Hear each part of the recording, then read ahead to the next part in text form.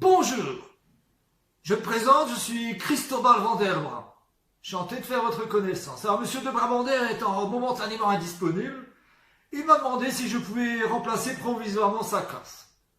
Alors, je n'ai reçu que quelques conseils. Il m'a dit, lis-leur des petites histoires, propose-leur d'en écrire d'autres, et tu verras, tout se passera bien. Bon, je pense qu'on ne devrait pas tomber à court ici, hein. C'est l'histoire de Jojo et Raymond, qui étaient deux amis. Ce sont deux amis, deux écrivains. Ils avaient l'habitude de se retrouver dans un petit bar parisien, un petit bistrot qui s'appelle l'Oulipo. Ces deux amis qui aimaient bien se lancer des petits défis, des petits paris les uns les autres. Et un jour, ils se retrouvent au bistrot. Et là, il y a Raymond qui voit Jojo. Et il dit, Jojo, tu es écrivain, je te lance un défi. Ah bon, c'est quoi ton défi, Raymond? Écoute bien, Jojo. Ce défi, c'est pour un tropico. Est-ce que tu serais capable de m'écrire une histoire complète sans jamais utiliser la lettre E? Jojo réfléchit, dit écoute, d'accord, je relève ton pari. Et puis ils discutent et chacun rentre chez lui. Quelques semaines plus tard, ils se retrouvent au petit bistrot l'Oulipo. Et là, salut Jojo, salut Raymond. Et Jojo il dit bah écoute, j'ai quelque chose à te proposer, j'ai réussi ton pari. Bon, Raymond il dit t'es un peu chonchon, hein, Raymond il pensait pas que Jojo il arriverait. Et du coup Jojo il lui lit le début de l'histoire. Son histoire elle s'appelait La disparition. Alors il commence. Anton Voil n'arrivait pas à dormir. Il alluma. Son jazz marquait minuit 20. Un jazz, c'est un réveil de l'époque. Il poussa un profond soupir, s'assit dans son lit. Il prit un roman, il l'ouvrit, il lut. Alors Raymond, clou le bec, hein, Raymond, il ne s'attendait pas à ce que Jojo il arrive à écrire. Vous voyez un petit peu, il a écrit toute l'histoire sans utiliser la lettre E. Et ça n'est que le début. Il a écrit un bouquin de 300 pages. Alors Raymond dit ok, tu as gagné ton tropico, je t'offre un tropico. Donc ils boivent le tropico et là dans la tête de Raymond revient une deuxième idée. Il dit quand même j'ai payé mon tropico, j'aimerais la semaine prochaine gagner moi-même le pari. Il lui lance un deuxième défi. Il dit dis Jojo, tu écris un livre complet sans utiliser la lettre E. Maintenant je te lance un deuxième défi. Attention, cette fois-ci il y a 2 tropicos à gagner. Je lui dis oui, d'accord, explique-moi le défi. Tu as écrit un livre sans la lettre E, et bien maintenant je te lance un nouveau défi. Est-ce que tu serais capable de m'écrire un livre en utilisant que la lettre E et aucune des autres voyelles? Ni le A, ni le I, ni le O, ni le U, ni le Y. Jojo il dit ça paraît un petit peu difficile mais je peux essayer. Alors il boit encore un tropico, 2 tropicos, chacun rentre chez lui et quelques semaines plus tard il se retrouve au petit bistrot à l'Oulipo. Et là Raymond il est un peu sûr de lui, il dit il va jamais y arriver. Et voilà, petit pas qui arrive, Jojo avec des feuilles sous le bras, un petit livre et il dit salut Raymond, dis je reviens pour le pari. Tu m'avais demandé d'écrire un livre avec uniquement la lettre E pour les autres voyelles. Alors voilà, j'ai écrit un livre, ça s'appelle Les Revenants. Si tu veux, je te lis un petit extrait, le début. Bon, il dit, d'accord, vas-y, explique. Je lis. Les Revenants. Tels des chèvres en détresse, 7 Mercedes-Benz descendent lentement West End Street. Oui, c'est un peu américain. Alors là, Raymond, c'est plus chonchon qu'il est, il est complètement dépité. Il dit, écoute, d'accord, j'admets ma défaite, tu as gagné les 2 tropicos. Alors maintenant, je vous lance le même défi. Est-ce que vous seriez capable de faire une ou quelques phrases sans utiliser la lettre E? Et si vous pouvez, essayez de faire d'autres phrases en utilisant que le E comme voyelle. Vous n'avez pas le droit d'utiliser ni le A, ni le I, ni le O, ni le U, ni même le Y. Alors un petit conseil, n'essayez pas de faire vos phrases tout de suite. Commencez par faire des listes. Trouvez des mots où il n'apparaît pas du tout la lettre E. Trouvez d'autres mots où il n'y a que la lettre E et pas les autres voyelles. Et ensuite, quand vous avez un petit stock de mots, essayez de faire des phrases. J'accepte les phrases les plus farfelues, évidemment. Vous vous souvenez de Raymond et Jojo qui avaient la petite habitude au café Lolipo? Eh bien, quelques semaines plus tard, Jojo rentre au café et il voit son ami Raymond attablé à un coin, l'air un peu mélancolique. On peut dire qu'il avait vraiment le moral au fond de la chaussette. Jojo va voir son ami, ça va, Raymond? Ouais, ça va, tranquillement. Il sirote un petit tropico.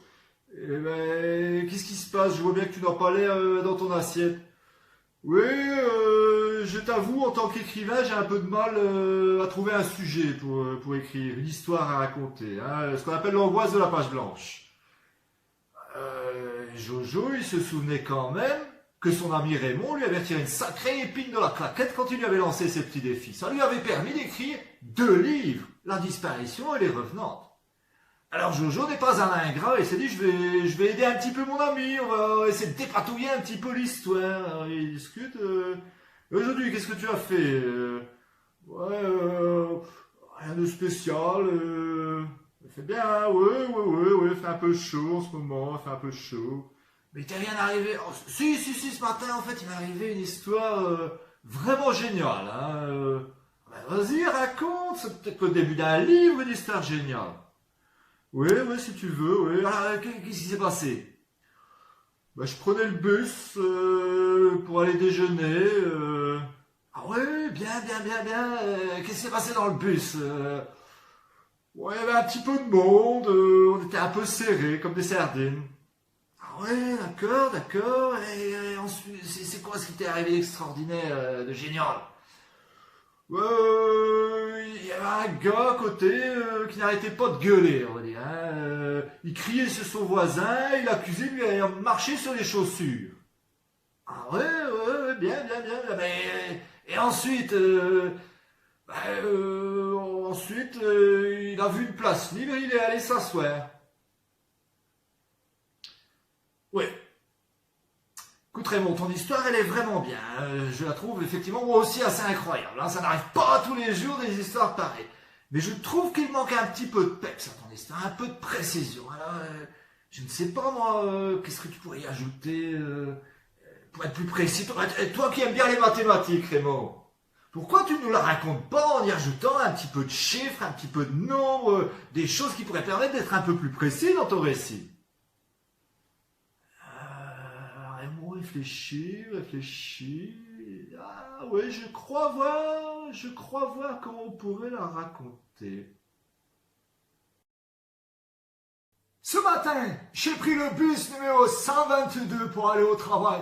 Le bus était bondé. Il y avait environ 87 personnes. J'ai vu monter un homme avec un chapeau et un cou extraordinairement long de 86 cm. Cet homme paraissait énervé. Il a multiplié les altercations avec les autres personnes. Il a reproché à l'autre de lui écraser les pieds. Pointure 42. Et puis d'un coup, il a vu une place qui s'est libérée, 4e rangée, 2e fauteuil sur la droite. Il est parti s'asseoir. Et ben voilà! Elle est déjà beaucoup plus intéressante ton histoire. Bon, disons que tu vas toucher un certain créneau, tu ne vas pas non plus atteindre le grand public. D'ailleurs, pour atteindre le grand public, pourquoi est-ce que tu ne nous la racontes pas d'une manière un peu plus populaire, avec un petit argot de la rue, comme quelqu'un qui est au travail, qui sera un petit peu énervé et qui verrait la même scène? Alors là, Raymond réfléchit, dit populaire, énervé. Je crois voir comment je pourrais raconter.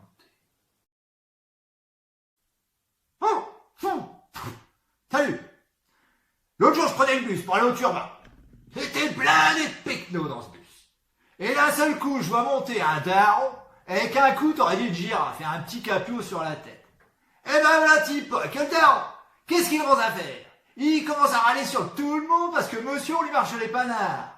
Alors vas-y que je râle par-ci, que je râle par-là, que je fais un esclandre. Alors, bon d'un seul coup, il s'est mis à zioter et à trouver une petite place au fond, monsieur est parti poser ses fesses. Alors là, mon Raymond, j'adore. Franchement, j'adore. Génial ton interprétation. En ce petit accent populaire, tu sais, ça m'a fait penser à Tata Jackie quand elle est dans la file d'attente au GB. Alors là, je crois vraiment que tu commences à atteindre des hauts sommets, hein, ça commence à prendre de l'allure. Ben maintenant, il va peut-être falloir que tu vises l'international. Hein, ton roman va peut-être prendre une ampleur à laquelle tu ne t'attendais pas. Moi, je pense que pour l'international, il faut que peut-être que tu nous racontes cette histoire à l'anglaise. Raymond, il dit oui, à l'anglaise, mais tu sais, je ne maîtrise que très moyennement l'anglais. Hein, mais à l'anglaise, je crois voir comment je pourrais raconter. Hi! One day, vers midi, je take a bus to go at work. Okay? In the bus, I see a jeune homme, a young man with a great neck and a hat. Suddenly, the man becomes crazy, yes, because he accused another man to écraser le foot, okay? Écraser le foot. Then, alors, he see a place in the bus, and he go to the place and sit down. Alors Raymond, quand il était parti, on ne pouvait plus l'arrêter. Hein. Toute la nuit, Jojo et Raymond échangeaient un petit tropico, une petite histoire, un autre petit tropico, une petite histoire. Et Raymond, il te racontait toujours la même histoire. Une fois, comme si c'était un Marseillais. Une fois, comme s'il était une duchesse. Une fois en mode interrogatoire. Une fois peut-être en utilisant ses 5 sens, c'est-à-dire en mobilisant les couleurs, les odeurs, les bruits. Plein d'histoires différentes. Et à la fin de la nuit, ils avaient raconté cette histoire de 99 manières différentes. Et bien grâce à ces 99 manières, Raymond a pu publier ce livre. Exercice de style. Une histoire, la même histoire, banale, tu le reconnais, écrite de 99 manières différentes.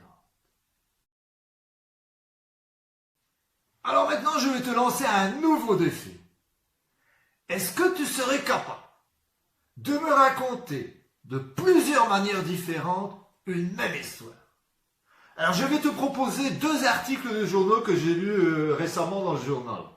Le premier, c'est l'histoire d'un enfant de 12 ans qui a appelé le 911 pour l'enfance maltraitée parce que ses parents lui avaient fait une salade et qu'il n'aimait pas ça. La deuxième histoire, deuxième article de journal, c'est l'histoire d'un gars qui joue au boomerang, qui se l'est pris dans la figure et qui a porté plainte contre lui-même.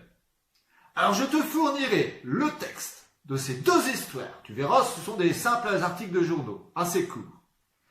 Et je te demanderai d'en choisir un et de me le raconter d'au moins 2 manières différentes. À toi de choisir la manière avec laquelle tu souhaites le raconter. Je te ferai des propositions là-dessus. Alors maintenant, je te souhaite bon courage, à ton stylo et amuse-toi bien.